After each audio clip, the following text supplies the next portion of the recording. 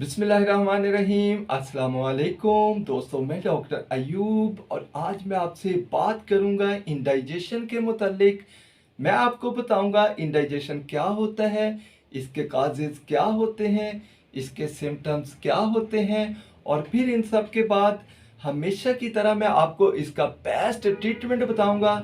और best treatment के लिए आपको एक बेस्ट होम्योपैथिक कॉम्बिनेशन बताऊंगा जिसको यूज करते ही आपका इंडाइजेशन का प्रॉब्लम इंशाल्लाह ठीक हो जाएगा। तो चलिए दोस्तों, सबसे पहले हम ये जान लेते हैं कि इंडाइजेशन क्या होता है। दोस्तों, जो ग़िज़ा आप लेते हैं, जो खुराक आप लेते हैं, अगर वो खुराक आपको खाने के बाद ठीक से हजम नहीं होती तो इस कंडीशन को हम इंडाइजेशन कहते हैं या बदहजमी कहते हैं। यानी जो खुराक आपने खाई है अगर वो ठीक से हजम नहीं हुई तो इस कंडीशन को हम इंडाइजेशन कहेंगे या बदहजमी कहेंगे। यहाँ पर एक और चीज़ नोट कर लीजिए कि अगर आपको इंडाइजेशन का प्रॉब्लम है तो ये इस बात को जाहिर कर रहा है कि आपको कोई अदर डिजीज़ भी है। यानी अगर आपको इंडाइजेशन का प्रॉब्लम बनता है तो आपको कोई और भी डिजीज़ है, कोई और भी बीमारी है जिसकी वजह से आपको इंडाइजेशन का प्रॉब्लम बढ़ रहा है। क्योंकि इंडाइजेशन खुद से कोई डिजीज़ नहीं होती, खुद से कोई बीमारी नहीं होती। और अगर आपको इंडाइजेशन का प्रॉब्लम लॉन्ग टर्म से है, लंबे अरसे से है, तो आपको और भी कॉम्प्लिकेशंस का सामना करना पड़ सकता है और भी पेचीदगियों का सामना करना पड़ सकता है।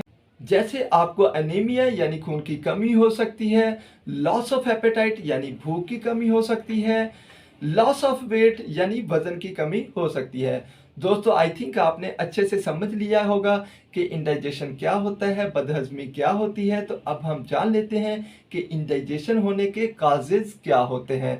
दोस्तों, इसके बहुत से काजेज़ होते हैं। जैसे अगर आपको पेप्टिक अल्सर हो यानी मैदा के ज़ख़म का प्रॉब्लम हो, आपके मैदा में ज़ख़म हो तो आपको इंडाइजेशन का प्रॉब्लम हो सकता है। अगर आपको गैस्ट्राइटिस यानी मैदा की सूजन हो, मैदा पर इन्फ्लामेशन हो तो आपको इंडाइजेशन का प्रॉब्लम हो सकता है। और अगर आपको गॉल स्टोन यानी पित्ता में पत्थरियां हो तो फिर भी आपको इंडाइजेशन का प्रॉब्लम हो सकता है। और अगर आपको पैंक्रियाटाइटिस यानी लबलबा की सूजन का प्रॉब्लम हो तो भी आपको इंडाइजेशन का प्रॉब्लम, बदहजमी का प्रॉब्लम हो सकता है। इनके अलावा अगर आपको स्टोमिक कैंसर का प्रॉब्लम हो तो भी आपको इंडाइजेशन का प्रॉब्लम, बदहजमी का प्रॉब्लम हो सकता है। और अगर आप बाज़ारी खाने बहुत ज़्यादा खाने के आदी हैं तो भी आपको इंडाइजेशन का प्रॉब्लम, बदहजमी का प्रॉब्लम हो सकता है। इसके साथ ही अगर आपको इंटेस्टाइनल ब्लॉकेज का प्रॉब्लम हो यानी अंतड़ियों में बंदिश का प्रॉब्लम हो तो भी आपको इंडाइजेशन का प्रॉब्लम, बदहजमी का प्रॉब्लम हो सकता है। दोस्तों, ये थे इसके कुछ काजेज। अब हम जान लेते हैं सिम्टम्स ऑफ इंडाइजेशन, यानी अगर किसी को इंडाइजेशन का प्रॉब्लम है तो उसमें कौन कौन सी अलामत पाई जाएंगी। दोस्तों, अगर किसी को इंडाइजेशन का प्रॉब्लम हो तो उसको एब्डोमिनल पेन यानी पेट में दर्द होता है, हार्ट बर्न यानी सीने में जलन का प्रॉब्लम होता है, ब्लॉटिंग यानी अफारा होता है, बगैर खाए ही पेट भरा हुआ महसूस होता है, नोजिया यानी मतली हो सकती है, वॉमिटिंग यानी कैह हो सकती है, डायरिया यानी दस्त हो सकते हैं, कॉन्स्टिपेशन यानी कब्ज हो सकती है। इसके साथ साथ ही आपकी ज़ुबान पर वाइट लेयर आ जाती है, आपकी ज़ुबान पर सफ़ेद तह आ जाती है। इसके साथ ही बैड ब्रीथ यानी मुंह से बदबू आने लगती है, एक्सेसिव गैस यानी गैस की ज़्यादती का प्रॉब्लम होता है। ये थे इसके कुछ सिम्टम्स। अब मैं आपको बताता हूँ इसका बेस्ट होम्योपैथिक ट्रीटमेंट, और बेस्ट होम्योपैथिक ट्रीटमेंट के लिए बेस्ट होम्योपैथिक कॉम्बिनेशन जिसकी सबसे पहली और बहुत ही इफ़ेक्टिव मेडिसिन है कार्बोवेज 3x। दोस्तों, अगर आपको इंडाइजेशन का प्रॉब्लम है और अगर आपको बदहजमी का प्रॉब्लम है, अगर आप कुछ भी खाते हैं वो ठीक से हजम नहीं हो रहा और अगर आपको इसके साथ साथ गैस भी बनता है और आपके पेट में आपको ब्लॉटिंग फील होता है यानी पेट में अफारा फील होता है, आपको गैस की भी ज्यादती का प्रॉब्लम है, तो आपके लिए कार्बोवेज 3x बहुत ही इफ़ेक्टिव मेडिसिन है। अब हम चलते हैं इसकी सेकंड मेडिसिन की तरफ, तो वो है चाइना।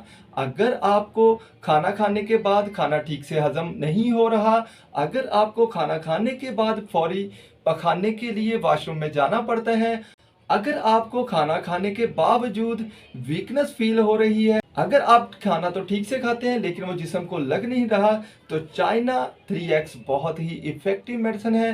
तो अब हम चलते हैं इसकी थर्ड मेडिसिन की तरफ, तो वो है नक्सोमिका 3X। नक्सोमिका 3X दोस्तों स्टोमिक रिलेटेड किसी भी डिजीज़ के लिए बहुत ही इफ़ेक्टिव मेडिसिन है। अगर आपको इंडाइजेशन का प्रॉब्लम है तो नक्सोमिका 3X बहुत ही इफ़ेक्टिव मेडिसिन है। अगर आपको साथ में इरिटेबिलिटी भी फील हो रही है, यानी चिड़चिड़ापन होता है, बेचैनी होती है, तो आपके लिए नक्सोमिका 3X बहुत ही इफेक्टिव मेडिसिन है। अगर आपको खाना खाने के बाद बदहजमी रहती है और अगर आप स्टूल पास करने के लिए जाते हैं और वो प्रॉपर ठीक से पास नहीं होता, यानी स्टूल पास करने के बाद भी आपको ये एहसास बाकी रहता है कि अभी स्टूल पूरे तरीके से पास नहीं हुआ, पखाना अभी कुछ बाकी है, तो नक्सोमिका 3X आपके लिए बहुत ही इफेक्टिव मेडिसिन है। अब हम चलते हैं इसकी फोर्थ और लास्ट मेडिसिन की तरफ, तो वो है बिस्मथ 6। दोस्तों बिस्मथ 6, अगर आपको गैस का प्रॉब्लम है, अगर आपको बदहजमी का प्रॉब्लम है, अगर आपको ब्लॉटिंग यानी आपके पेट में अफारा है, अगर आपको बर्पिंग होती है यानी डकार आते हैं, तो बिस्मथ आपके लिए बहुत ही इफेक्टिव मेडिसिन है। अब हम बात कर लेते हैं कि आपने इनको लेना किस तरह है। तो दोस्तों इनको आपने डाइल्यूशन की शेप में लेना है और इन चारों को बराबर मिकदार में मिला लेना है और मिलाने के बाद इनके 10-10 कतरे सुबह, दोपहर, शाम और रात दिन में 4 बार 1 घूंट पानी में डालकर पी लीजिए। इसको लेते ही आपका इंडाइजेशन का प्रॉब्लम इंशाल्लाह फौरी ठीक हो जाएगा। दोस्तों कैसी लगी ये वीडियो? अगर अच्छी लगी हो तो इसे लाइक, शेयर और मेरे चैनल को सब्सक्राइब करना मत भूलिएगा। अब तक के लिए इतना ही, इंशाल्लाह मिलेंगे नेक्स्ट वीडियो में। तब तक के लिए खुदा हाफिज।